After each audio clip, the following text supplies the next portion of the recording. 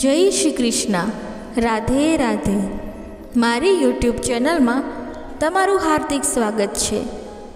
મિત્રો, વિડીયો શરૂ કરતાં પહેલાં હું ભગવાન કૃષ્ણને પ્રાર્થના કરું છું, હે કૃષ્ણ, જે પણ ભક્ત આ અમૃતવાણી સાંભળી રહ્યા છે તેમના જીવનમાં હંમેશા તમારી કૃપા બની રહે. મિત્રો, જો તમે પણ ભગવાન શ્રી કૃષ્ણ પ્રત્યે તમારો પ્રેમ અને શ્રદ્ધા પ્રગટ કરવા માંગતા હો તો કોમેન્ટમાં જય શ્રી રાધે કૃષ્ણ અવશ્ય લખો અને એક લાઈક અવશ્ય કરો. સાથે જ જો તમે હજી સુધી અમારી ચેનલને સબસ્ક્રાઈબ ના કરી હોય તો તરત સબસ્ક્રાઈબ કરો અને બેલ આઇકન દબાવો, જેથી અમારા નવા પ્રેરણાદાયક વિડીયો તમારા સુધી સૌથી પહેલાં પહોંચે. તો ચાલો મિત્રો, આ સકારાત્મકતાથી ભરેલી આ અદ્ભુત યાત્રા શરૂ કરીએ. મિત્રો, આ વાત તમે સાંભળી હશે કે કર્મોનું ફળ અને ભાગ્યમાં લખેલું ક્યારેય નષ્ટ નથી થતું. આપણે સારા કર્મ અને ખરાબ કર્મ પૃથ્વી ઉપર કરીએ છીએ અને આપણે વિચારીએ છીએ કે આપણને કોઈ નથી જોઈ રહ્યું, પણ એક અલૌકિક શક્તિ છે જે હંમેશા આપણને જોઈ રહી છે. જેવું બીજ વાવશો તેવું જ ફળ મેળવશો. આ કહેવત તો તમે સાંભળી જ હશે. જેમ તમે કર્મ કરશો તેવું જ તમને ફળ મળશે. પરંતુ મારો એક પ્રશ્ન છે, શું તમે આ વાત પર વિશ્વાસ કરો છો કે જેવું તમે કર્મ કરો છો તેવું જ તમને ફળ પણ મળે છે? ચાલો આ કથા દ્વારા સમજીએ. કોઈ ગામમાં એક સ્ત્રી રહેતી હતી જેમનું નામ ગંગાદેવી હતું. ગંગાદેવીએ જીવનમાં ઘણા સંઘર્ષ અને મુશ્કેલીઓનો સામનો કર્યો હતો, પરંતુ તેમણે ક્યારેય પોતાના ધર્મ અને ફરજોથી મોઢું ફેરવ્યું ન હતું. ગંગાદેવીએ એક સમૃદ્ધ પરિવારમાં જન્મ લીધો હતો. તેમના માતા પિતાએ તેમને સારા સંસ્કાર આપ્યા હતા. તેમના લગ્ન એક પ્રતિષ્ઠિત પરિવારમાં થયા હતા, પરંતુ લગ્નના થોડા સમય પછી જ તેમના પતિનું અવસાન થઈ ગયું. ગંગાદેવીએ પોતાના પતિના મૃત્યુ પછી પોતાના બાળકોને ઉછેરવા માટે ખૂબ મહેનત કરી. તેમણે નાના મોટા કામ કરી પોતાના બાળકોનું જતન કર્યું. તેમણે સદા પોતાના બાળકોને સત્ય, ઈમાનદારી અને પરિશ્રમનો પાઠ પઢાવવામાં લગાવ્યું. ગંગાદેવીની મહેનત અને સંઘર્ષ છતાં તેમના બાળકોએ મોટા થયા પછી તેમની માતાની કાળજી રાખવાનું છોડી દીધું. ગંગાદેવી દરરોજ ભગવાનની પૂજા કરતી અને પ્રાર્થના કરતી. તેમણે પોતાના જીવનની દરેક પળને ભગવાનની સેવામાં સમર્પિત કરી દીધી. તેમનું માનવું હતું કે ભગવાન દરેકના કર્મોનું ફળ આપે છે, પરંતુ ગંગાદેવીના બાળકો મોટા થઈને સ્વાર્થી થઈ ગયા હતા. તેઓ પોતાની માતાની મહેનત અને ત્યાગને ભૂલી ગયા હતા. ગંગાદેવીની સ્થિતિ દિવસ પ્રતિદિન ખરાબ થતી હતી, પરંતુ તેમના બાળકો તેમની મદદ કરવાની જગ્યાએ તેમની અવગણના કરવા લાગ્યા. ગંગાદેવીની હાલત જોઈને ગામવાળાને ખૂબ દુઃખ થયું. તેમણે ગંગાદેવીની મદદ કરવાનો નિર્ણય લીધો. ગામવાળાઓએ ગંગાદેવી માટે ખોરાક અને દવાની વ્યવસ્થા કરી. ગામવાળાની મદદથી ગંગાદેવીનું જીવન થોડું સુધર્યું. ગંગાદેવીએ પોતાના બાળકોની અવગણના છતાં ક્યારેય હાર ન માની. તેમણે પોતાના જીવનમાં સદા સત્ય અને ધર્મનું પાલન કર્યું. તેમની ભક્તિ અને ઈમાનદારી તેમના મનને શાંતિ આપતી હતી. ગંગાદેવીનું માનવાનું હતું કે તેમના બાળકોને તેમના કર્મોનું ફળ જરૂર મળશે, અને એક દિવસ એવું જ થયું. ગંગાદેવીના બાળકોએ પોતાની માતાની હાલત જોઈને તેમના વર્તન પર ખૂબ જ પસ્તાવો કર્યો. તેમણે સમજ્યું કે તેમણે તેમની માતા સાથે ઘણો અન્યાય કર્યો છે. બાળકોએ ગંગાદેવી પાસે માફી માંગી અને તેમના સારા જીવન માટે તમામ પ્રયાસો કર્યા.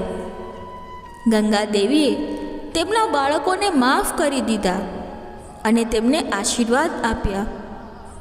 તેમણે કહ્યું, કર્મોનું ફળ ભોગવવું જ પડે છે, પરંતુ જો માનવ પોતાના કર્મોને સુધારી લે તો ભગવાન પણ તેને ક્ષમા કરી દે છે.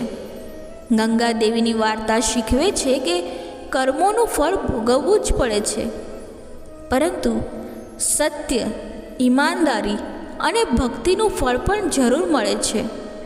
ગંગાદેવીનું જીવન સંઘર્ષોથી ભરેલું હતું, પરંતુ તેમણે ક્યારેય પોતાના ધર્મ અને ફરજોથી મોઢું ન ફેરવ્યું. તેમની વાર્તા આપણને શીખવે છે કે સત્ય અને ધર્મના માર્ગ પર ચાલનારા અંતે સુખ અને શાંતિ મેળવે છે. મિત્રો, તેથી હંમેશા સારા કર્મો કરતા રહેવું જોઈએ, કારણ કે ખરાબ કર્મોના ફળ તો ક્યારેક ને ક્યારેક ભોગવવા જ પડે છે. જો આપણે સારા કર્મો કરીશું તો આપણી જિંદગી પણ સારી જ થશે. ભગવાન શ્રી કૃષ્ણ ગીતામાં સ્વયં કહે છે કે કોઈ પણ મનુષ્ય ક્ષણભરમાં કર્મ કર્યા વગર રહી શકે નહીં.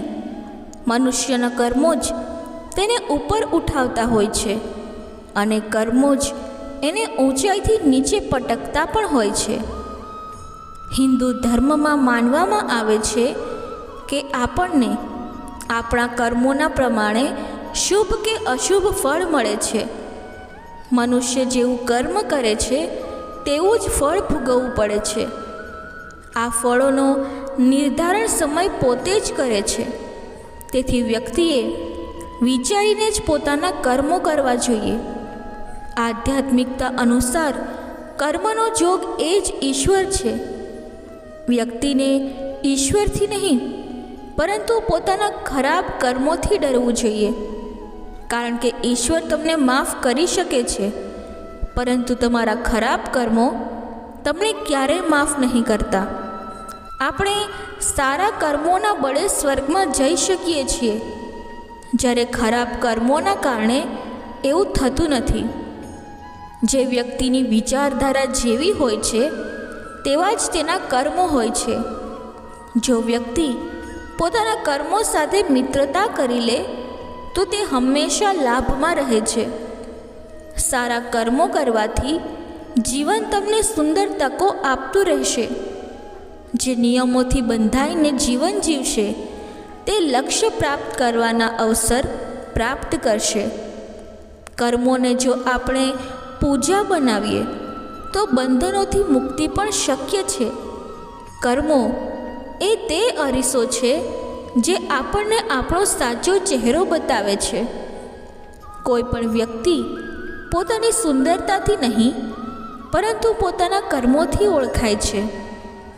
વ્યક્તિએ હંમેશા એવું કર્મ કરવું જોઈએ કે જેના થકી તે બીજાના કામ આવી શકે. કર્મોની શક્તિ એટલી છે કે આ દ્વારા સ્વર્ગનું સુખ અને ઐશ્વર્ય ભોગવ્યા પછી પણ ઇન્દ્રને પણ સારા કર્મોના અભાવથી ફરીથી યોનિઓમાં ભટકવું પડ્યું. આને સમજવા માટે આપણે એક વાર્તાની મદદ લઈએ. રોહિત નામનો એક અનાથ બાળક હતો. તેના માતા પિતા તેના બાળપણમાં જ મૃત્યુ પામ્યા હતા. તેનું કોઈ ન હતું. તે અનાથાલયમાં રહેતો અને ખૂબ મહેનતથી અભ્યાસ કર્યો.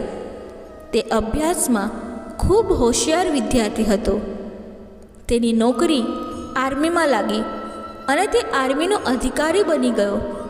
હવે તે સેનાની સાથે જ રહેતો અને ક્યારેય ઘરે પાછો ન આવતો, કેમ કે તેનું પોતાનું કોઈ નહોતું. તેણે લગ્ન પણ ન કર્યા. તેની જેટલી પગાર હતી તે બધી બચાવી લેતો. આર્મીની કેન્ટીનમાં જમતો અને ત્યાં જ રહેતો. તેથી તેનો ખર્ચ ખૂબ ઓછો હતો. આ પ્રમાણે તેને જે પણ પગાર મળતો તે બધું જ બચાવી લેતો. એ જ કેન્ટીનમાં લાલદેવ નામના શેઠ આવતા હતા, જે કેન્ટીનના સામાનના સપ્લાયર હતા. એકબીજાને જાણતા બંનેને ઘણો સમય થઈ ગયો હતો. એક દિવસ લાલદેવે રોહિતને કહ્યું, તમારા પૈસા બેંકમાં પડી રહ્યા છે, મારી વ્યવસાયમાં લગાડવા માટે આપો, હું તમને સારો નફો આપીશ. રોહિતે ના પાડી. રોહિતે કહ્યું, મને પૈસાનો લોભ નથી. જે સરકારે આપ્યું છે તે મારા ખાતામાં છે. ક્યારે જરૂર પડશે તો વાપરીશ, નહીં તો કોઈ વાત નહીં. શેઠે કહ્યું, આ કેવી વાત કરી રહ્યા છો? જો તમે મને તમારો મિત્ર માનતા હો તો મારી મદદ કરો. હું તમને આ પૈસા પાછા આપીશ. મારું કામ થઈ જશે અને હમણાં આ પૈસાની તમને જરૂર પણ નથી. રોહિતે કહ્યું, વાત તો સાચી છે, પણ તમે પૈસા પાછા કરશો તેની શું ગેરંટી છે? શેઠે કહ્યું, હું શપથ ખાઈને કહું છું કે હું છેતરપિંડી નહીં કરું. રોહિતે કહ્યું, શેઠજી, લોકો તો પૈસા માટે શું શું કરી દે છે. કોઈ વાત નથી, ચાલો હું તમારી વાત માનું છું, તમે ખુશ થાઓ. શેઠે સ્મિત સાથે રોહિતનો આભાર માન્યો અને તેને ગળે લગાવ્યો. પૈસા લીધા પછી શેઠ જ્યારે પણ કેન્ટીનમાં આવતો હતો તે રોહિતનો ખૂબ આભાર માનતો હતો. શેઠનો વ્યવસાય રોહિતના પૈસા દ્વારા વધતો રહ્યો. આવક દિવસે 2 ગણી, રાત્રે 4 ગણી વધી રહી હતી. આવક વધતા જ શેઠના મનમાં બેઈમાની આવી ગઈ. પૈસા પાછા ન આપવા પડે આ માટે કોઈકને કોઈક બહાનું શોધતો રહ્યો. આ વચ્ચે સીમા પર પડોશી દેશ સાથે યુદ્ધ શરૂ થયું અને રોહિતને પણ જવું પડ્યું. જ્યાં યુદ્ધ થઈ રહ્યું હતું તે વિસ્તાર ખૂબ મુશ્કેલ હતો. ત્યાં જવાનો એકમાત્ર માર્ગ ઘોડા દ્વારા જવાનો હતો. રોહિત એક કુશળ ઘોડસવાર હતો, પરંતુ તેને જે ઘોડી મળી હતી તે ખરાબ હતી. રોહિત તેની પીઠ પર બેસતા જ તે દોડી ગઈ. રોહિત તેને કાબૂમાં કરવાનો જેટલો પ્રયત્ન કરે તેટલી તે વધુ ઝડપથી દોડી. રોહિતે લગામ પૂરી તાકાતથી ખેંચી, જેના કારણે ઘોડીના મુખમાં કાપો પડી ગયો હતો, પરંતુ એ કંઈ જ સાંભળવા તૈયાર નહોતી. ઘોડી દોડી અને શત્રુના મજબૂત દળ વચ્ચે પહોંચી ગઈ. રોહિત શત્રુની ગોળીઓનો શિકાર બની ગયો હતો. શેઠ સતત આર્મી કેમ્પમાં આવતો હતો. તેને ત્યાં ખબર પડી કે રોહિત યુદ્ધમાં વીરગતિ પ્રાપ્ત કરી. શેઠે ત્યાં ખૂબ દુઃખ દર્શાવ્યું, પરંતુ કેમ્પની બહાર આવતા જ ખુશ થઈ ગયો. વિચારતા રહ્યો કે હવે પૈસા પાછા નહીં આપવા પડે. શેઠનો વેપાર વધુ ચમકતો રહ્યો. કેટલાક દિવસો બાદ શેઠની પત્ની માતા બની અને શેઠ એક સુંદર બાળકનો પિતા બન્યો. આ તેના જીવનનો શ્રેષ્ઠ સમય હતો. સમય ઝડપથી પસાર થઈ રહ્યો હતો. શેઠનો પુત્ર અમર, જે હવે મોટો થઈ ગયો હતો, તે શેઠના વ્યવસાયમાં મદદ કરવા લાગ્યો. અમર લગ્ન લાયક થઈ ગયો હતો. સારા ઘરની સુંદર અને ભણેલી ગણેલી કન્યા જોઈને અમરના લગ્ન કરાવ્યા.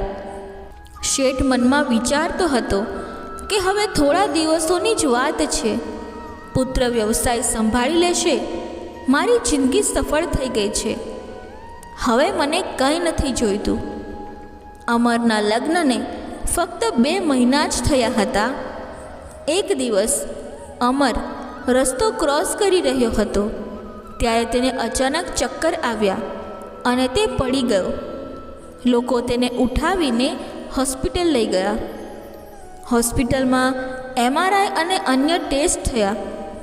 રિપોર્ટ આવ્યા કે અમરને બ્રેઇન કેન્સર છે. શેઠે ડૉક્ટરને કહ્યું કે પૈસાની ચિંતા ન કરો, ફક્ત સારવાર કરો. ડૉક્ટરો અને હોસ્પિટલ બદલાયા, પરંતુ અમરની હાલત વધુ બગડતી ગઈ. શેઠ હવે વ્યવસાય પર ધ્યાન આપી શકતો ન હતો. ગ્રાહકો દૂર થઈ જઈ રહ્યા હતા. હોસ્પિટલના બિલ વધતા જઈ રહ્યા હતા. શેઠ ધીરે ધીરે કરજમાં ડૂબતો ગયો. છેવટે ડૉક્ટરે જવાબ આપી દીધો. અમર હવે આ દુનિયામાં ન હતો. મહિનાઓ સુધી જીવનની લડાઈ લડ્યા પછી અમર હારી ગયો હતો. શેઠ સંપૂર્ણ રીતે તૂટી ગયો હતો.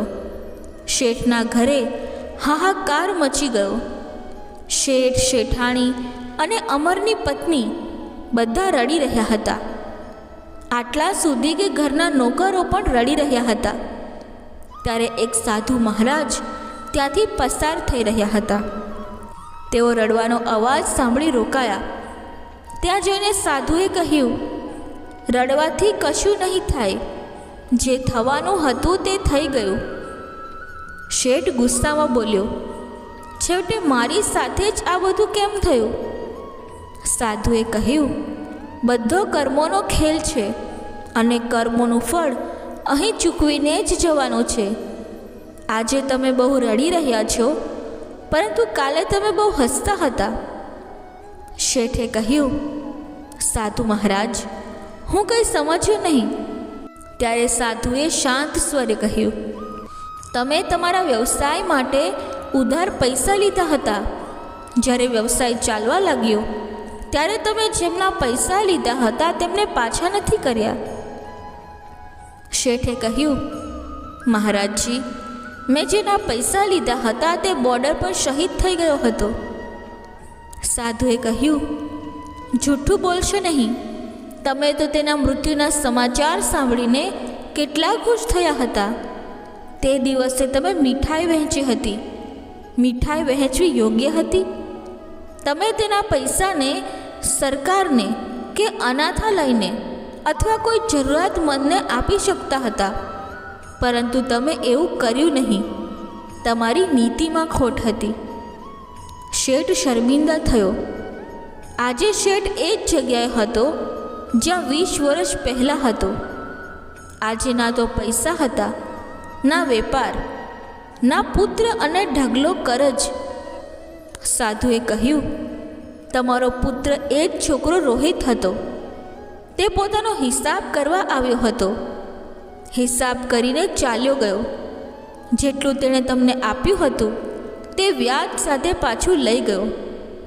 તમે તેની શિક્ષા, લગ્ન, હોસ્પિટલના બિલ માટે ઘણા ખર્ચ કર્યા, પરંતુ જ્યારે તે ગયો ત્યારે તમને ભિખારી બનાવીને ગયો.